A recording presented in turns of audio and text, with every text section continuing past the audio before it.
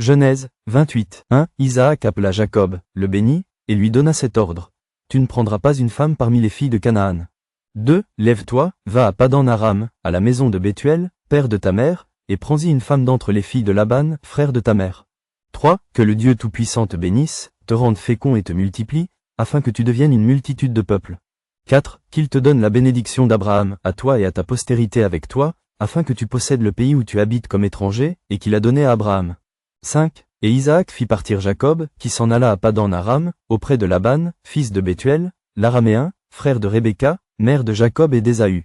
6. Ésaü vit qu'Isaac avait béni Jacob, et qu'il l'avait envoyé à Padan-Aram pour y prendre une femme, et qu'en le bénissant il lui avait donné cet ordre. Tu ne prendras pas une femme parmi les filles de Canaan. 7. Il vit que Jacob avait obéi à son père et à sa mère, et qu'il était parti pour Padan-Aram. 8. Ésaü comprit ainsi que les filles de Canaan déplaisaient à Isaac, son père. 9. Et Ésaü s'en alla vers Ismaël.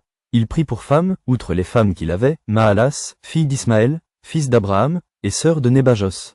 10. Jacob partit de Beer-Shéba, et s'en alla à Charan. 11. Il arriva dans un lieu où il passa la nuit, car le soleil était couché.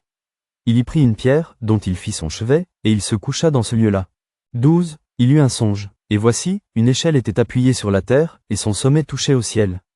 Et voici, les anges de Dieu montaient et descendaient par cette échelle. 13. Et voici, l'Éternel se tenait au-dessus d'elle. Et il dit, je suis l'Éternel, le Dieu d'Abraham, ton père, et le Dieu d'Isaac. La terre sur laquelle tu es couché, je la donnerai à toi et à ta postérité. 14. Ta postérité sera comme la poussière de la terre. Tu t'étendras à l'Occident et à l'Orient, au Septentrion et au Midi, et toutes les familles de la terre seront bénies en toi et en ta postérité. 15. Voici, je suis avec toi, je te garderai partout où tu iras, et je te ramènerai dans ce pays. Car je ne t'abandonnerai point, que je n'ai exécuté ce que je te dis.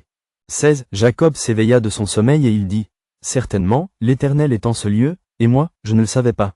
17. Il eut peur, et dit, que ce lieu est redoutable. C'est ici la maison de Dieu, c'est ici la porte des cieux. 18. Et Jacob se leva de bon matin. Il prit la pierre dont il avait fait son chevet, il la dressa pour monument, et il versa de l'huile sur son sommet. 19. Il donna à ce lieu le nom de Béthel, mais la ville s'appelait auparavant Luz.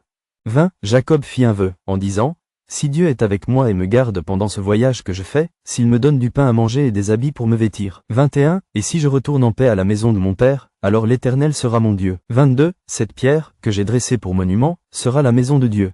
Et je te donnerai la dîme de tout ce que tu me donneras.